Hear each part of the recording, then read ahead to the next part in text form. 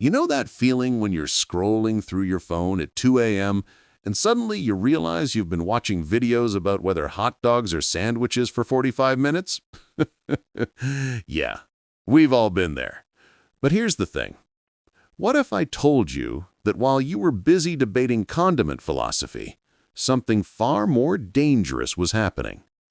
What if the digital world you're living in right now, the feeds you scroll, the videos you watch, the opinions you see, isn't actually showing you reality? What if it's showing you a version of reality, carefully curated, algorithmically designed, specifically for you? Do you ever wonder if what you see online is the whole truth? Because here's what nobody's telling you. That phone in your pocket, it's not just a device, it's a mirror. But not the kind that shows you who you are. It's the kind that shows you who you already think you are and then convinces you that's all there is. Welcome to your digital echo chamber. And today, we're going to talk about what it's really costing you. Not just your time, not just your attention, your dreams, your relationships, your ability to think clearly, your future. But don't worry, we're also going to talk about how to break free. So buckle up, because what you're about to learn will change how you see every notification, every post, every perfectly targeted ad that somehow knows you better than you know yourself. Let's dive in. Let me tell you about my friend Marcus. Smart guy, really smart. Graduated top of his class, had big dreams, wanted to start a tech company that would change education. But somewhere along the way, something happened. He started spending more time on Twitter, then Reddit, then YouTube, then back to Twitter. You know the cycle. And here's the crazy part. He thought he was being productive. He was researching. He was staying informed. He was networking. But when I'd see him, he'd say things like, "Bro, you won't believe what's happening in the world right now. It's chaos. Everything's falling apart. I saw like 15 articles about it today." And I'd look at him and think, "Marcus, you saw 15 articles that the algorithm showed you. Did you ever wonder what you didn't see?" Because that's the thing about echo chambers. They don't feel like prisons. They feel like home. They show you what you already believe. They introduce you to people who think exactly like you. They recommend content that makes you nod along like a bobblehead in a car with bad suspension. And it feels good, right? It feels validating. Like finally, someone gets it. Someone understands. But here's what's actually happening. While you're getting comfortable in your little bubble, reading opinions that match yours, watching videos that confirm your worldview, the world outside, it's moving forward. People with different ideas are collaborating, creating, innovating, building the future. And you're stuck in an endless loop of content that tells you you're right about everything. Marcus spent 2 years in that loop. 2 years of his life where he consumed thousands of hours of content and created nothing. His tech company never started. His dreams still in his head. His attention scattered across 1,000 browser tabs, none of them leading anywhere. And look, I'm not pointing fingers here like I'm some digital monk who's transcended technology. Last week, I watched a 40-minute video essay about why Ratatouille is actually about the class struggle in post-industrial France. Was it fascinating? Absolutely. Did I need to watch it at 11 p.m. on a Tuesday? Probably not. Did I then watch 3 more videos about Pixar conspiracy theories?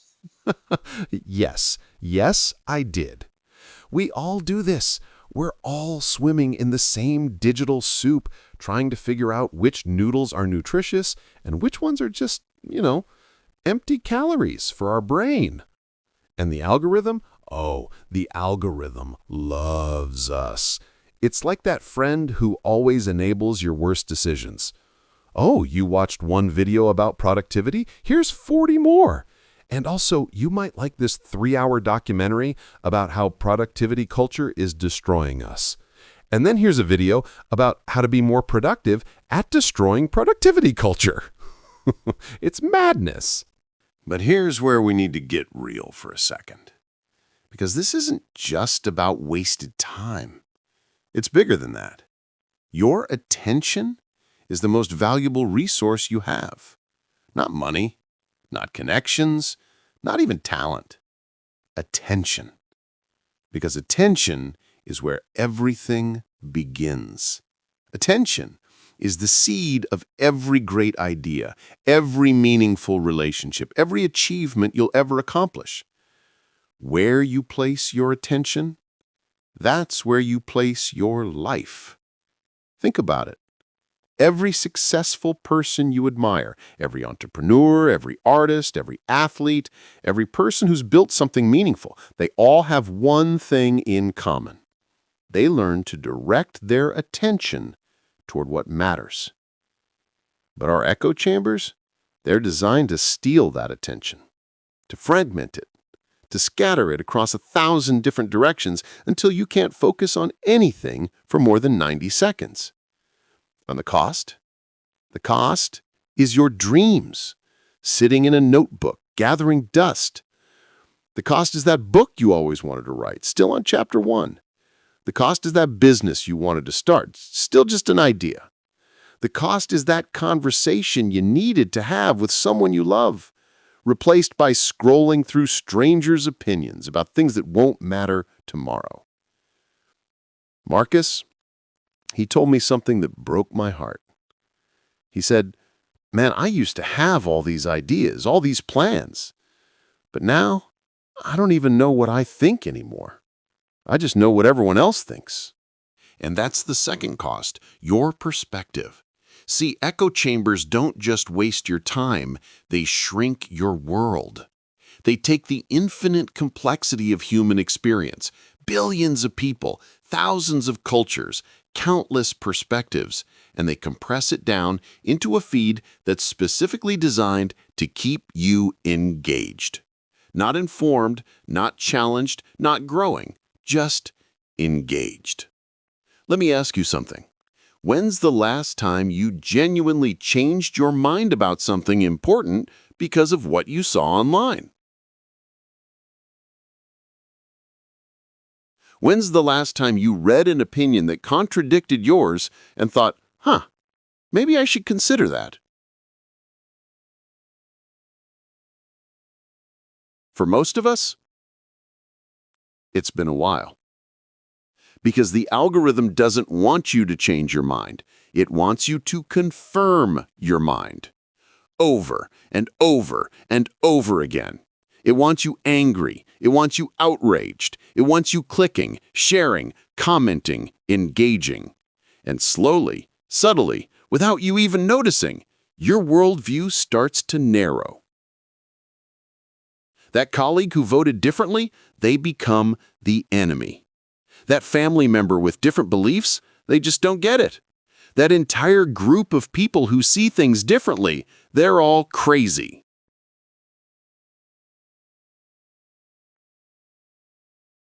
And here's the tragedy. Some of the most brilliant solutions to our biggest problems, they come from the collision of different perspectives. Innovation happens at the intersection of different ideas. Growth happens when you're challenged, when you're uncomfortable, when you have to wrestle with viewpoints that don't fit neatly into your existing framework. But in an echo chamber, there are no collisions. There are no intersections, just echoes. Your own voice bouncing back at you, telling you you're right, you're always right. And don't even get me started on the notification situation. My phone has more alerts than a submarine under attack.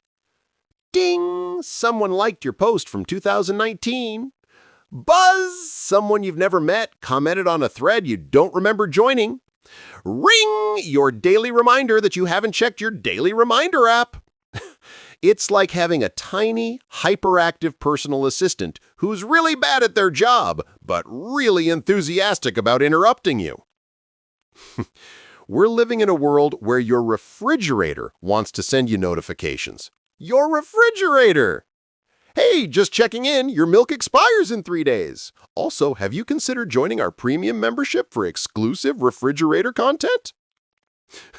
I swear, one day I'm going to get a notification from my couch, like, "We've noticed you've been sitting on us for 4 hours. Have you considered going outside?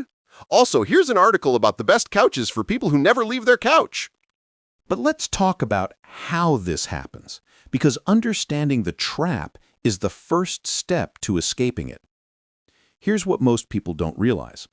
Every click you make, every video you watch, every post you linger on for more than 2 seconds, it's data.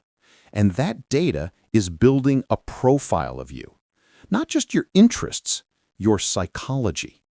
The algorithm learns what makes you angry, what makes you click, what keeps you scrolling at 3 a.m. when you told yourself you'd go to bed at midnight. And then it gives you more of it. It's not evil. It's not a conspiracy. It's just math. Really, really effective math. The algorithm's job isn't to inform you or educate you or help you grow. Its job is to keep you on the platform. Because every minute you spend scrolling, that's a minute they can show you ads. That's a minute of data they can collect. That's a minute of profit. And here's the thing that gets me. We know this. Somewhere deep down, we all know this. But we scroll anyway. We know the argument in the comments section won't change anyone's mind, but we read all 247 comments anyway. We know that celebrity drama doesn't actually affect our lives, but we follow it like it's Shakespeare. We know that watching one more video won't make us happier, but we click anyway. Why? Because echo chambers are comfortable. They're designed to be. They're optimized for comfort, for validation, for that little hit of dopamine that comes from seeing something you agree with. But comfort? Comfort is where dreams go to die. Let me tell you the saddest part of Marcus's story. He had this girlfriend, Sarah, amazing woman. They'd been together for 3 years. And one day she sat him down and said, "I feel like I'm dating your phone, not you." He told me later that moment was like getting hit by a truck because he realized she was right. They'd be at dinner and he'd be checking Twitter. They'd be watching a movie and he'd be scrolling Instagram. They'd be having a conversation and he'd be half present, his mind still on something he'd read an hour ago. The echo chamber didn't just steal his time, it stole his presence. And here's what breaks my heart about this. How many of us are making the same trade? Trading real connection for digital validation. Trading actual conversations for comment section arguments with strangers we'll never meet. Trading the person sitting across from us for a feed of people we've never even spoken to. Your kids are trying to show you something they drew, but you're distracted by someone's hot take about politics. Your partner is trying to tell you about their day, but you're deep in a thread about whether pineapple belongs on pizza. Your friend needs advice about something real, but you're busy crafting the perfect response to get likes from people you went to high school with and never actually liked. The echo chamber promises connection, but it delivers isolation. It promises community, but it delivers tribalism. It promises to keep you informed, but it delivers confirmation bias wrapped in fancy packaging. So what happened to Marcus? He hit rock bottom about 6 months after Sarah left.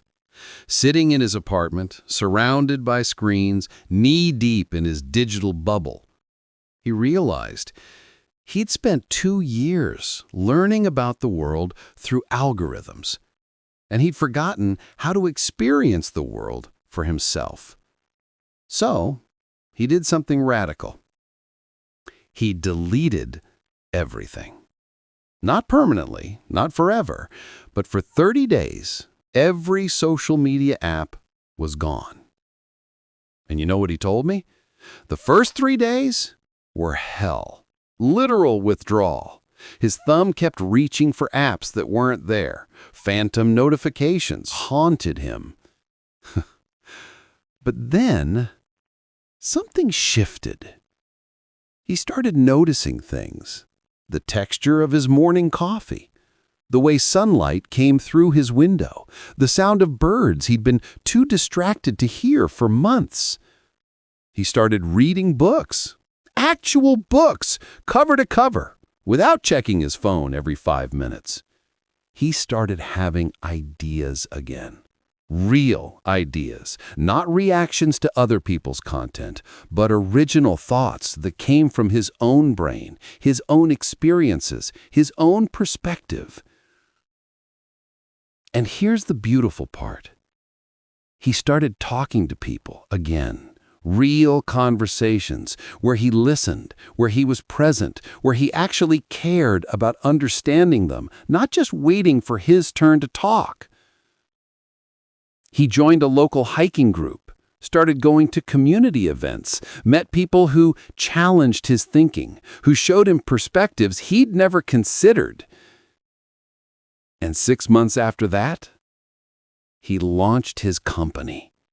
Not because he finally had time, but because he finally had clarity.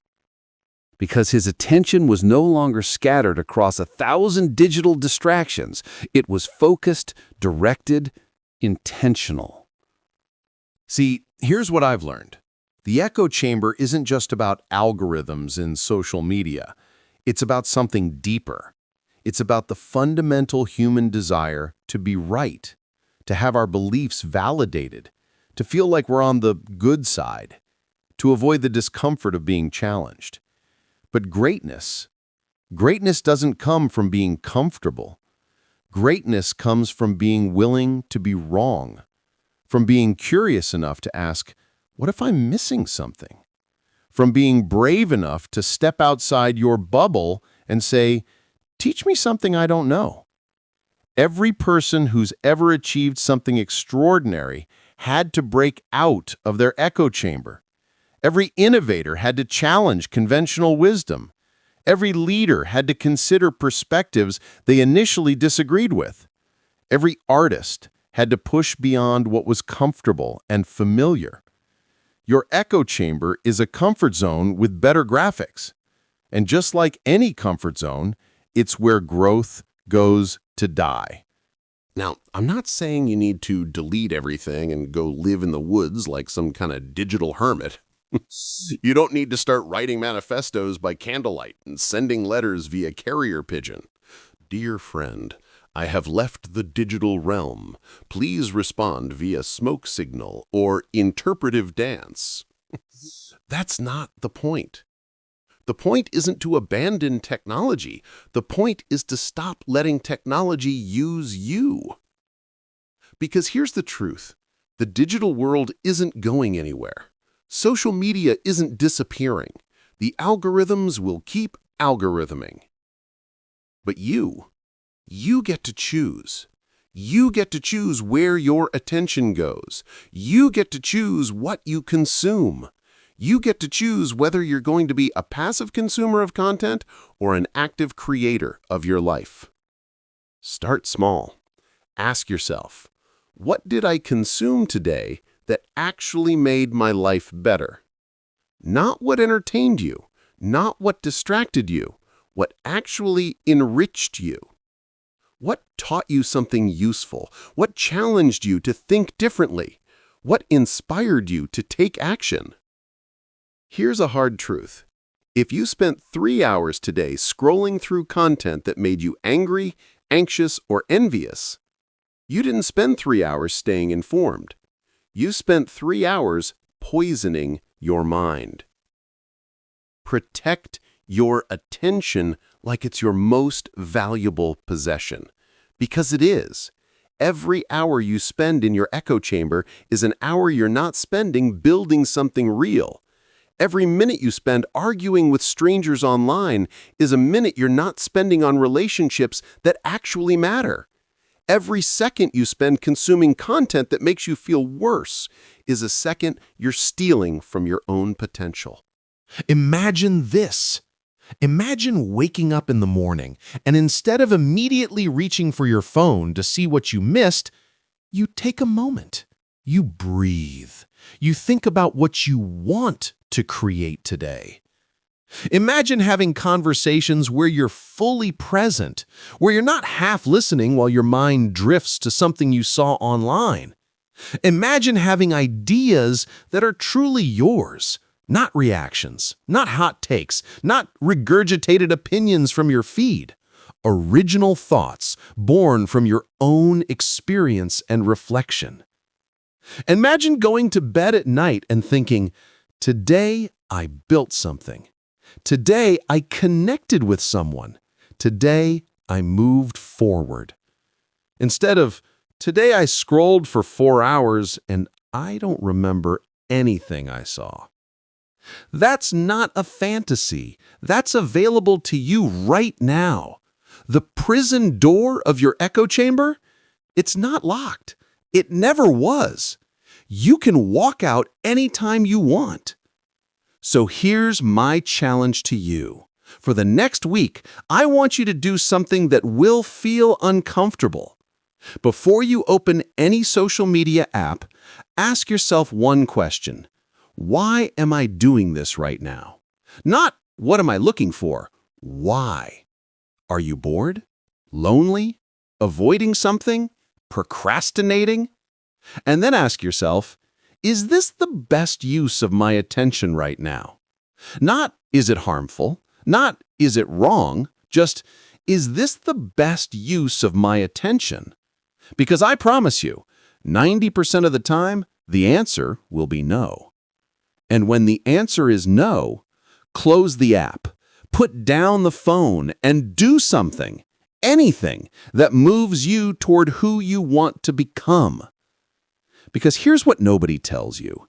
Your life is being written right now, in this moment, with every choice you make about where to place your attention. And the echo chamber? It's writing a story for you. A story of passivity, of consumption, of endless scrolling toward nothing. But you can write a different story. A story of intention, of growth, of becoming.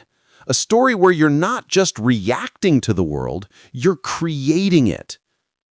Your attention is your life in slow motion. Where you put it, that's where you go. So stop giving it away to algorithms that don't care about your dreams.